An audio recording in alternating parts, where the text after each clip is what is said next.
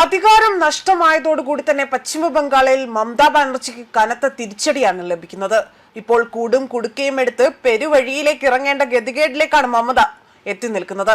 അതോടൊപ്പം തന്നെ മമതയ്ക്കൊപ്പം തൃണമൂൽ നേതാക്കളും പെരുവഴിയിലേക്ക് ഇറങ്ങുകയാണ്.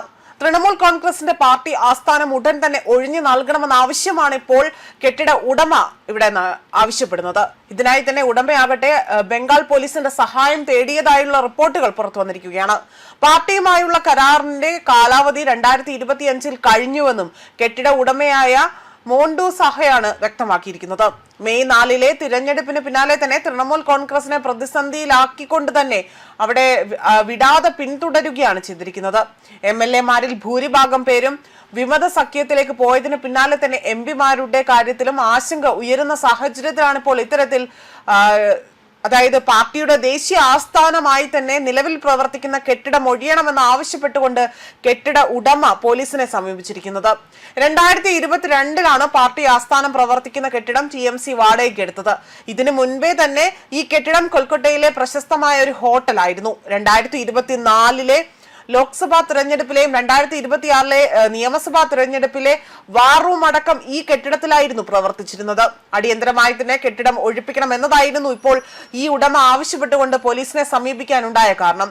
2022 മുൻപ് തൃണമൂൽ ഭവൻ എന്ന കെട്ടിടത്തിലായിരുന്നു പാർട്ടി ആസ്ഥാനം പ്രവർത്തിച്ചിരുന്നത്. എന്നാൽ അവിടെ അറ്റകുറ്റപ്പണികൾ നടക്കുന്നുവെന്ന് ചൂണ്ടിക്കാണിച്ചുകൊണ്ടാണ് പുതിയ കെട്ടിടത്തിലേക്ക് താമസം മാറ്റിയത്. എന്നാൽ 2022 മുൻപ് പ്രവർത്തിച്ചിരുന്ന തൃണമൂൽ ഭവനും ഒഴിയണമെന്നാവശ്യപ്പെട്ട് പശ്ചിമ ബംഗാളിലെ MLA-മാരും രംഗത്തെത്തിയിട്ടുണ്ട്. തന്റെ കുടുംബത്തിന്റെ പേരിലാണ് കെട്ടിടമുള്ളത്. മമതാ ബാനർജി അടിയന്തരമായി തന്നെ കെട്ടിടം ഒഴിയണമെന്ന ആവശ്യമാണ് ഇപ്പോൾ ഈ കെട്ടിട ഉടമ ഇവിടെ പറയുന്നത്.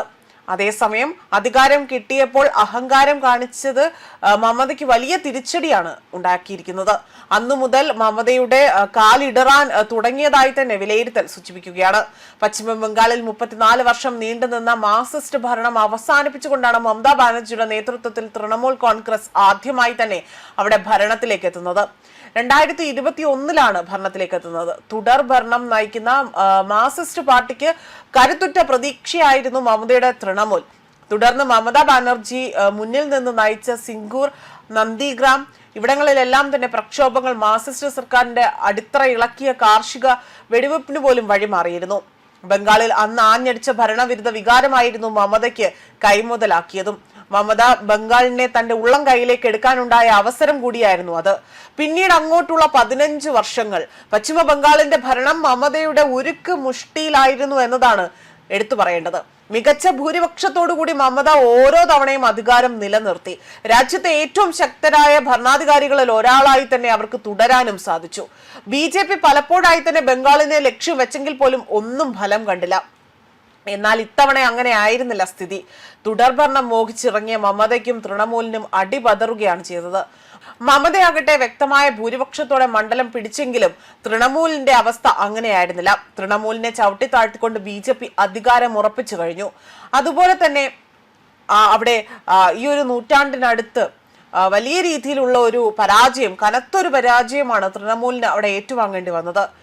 മാത്രമല്ല 200 അടുത്ത് തന്നെ സീറ്റുകൾക്ക് BJP അവിടെ കുതിച്ചു കയറിയപ്പോൾ തൃണമൂലിന് വെറും 90 പോലും അവിടെ തൊടാൻ സാധിച്ചില്ല എന്നതാണ് മറ്റൊരു വസ്തുത. ന്യൂസ് ഡെസ്ക് കർമ്മ ന്യൂസ്.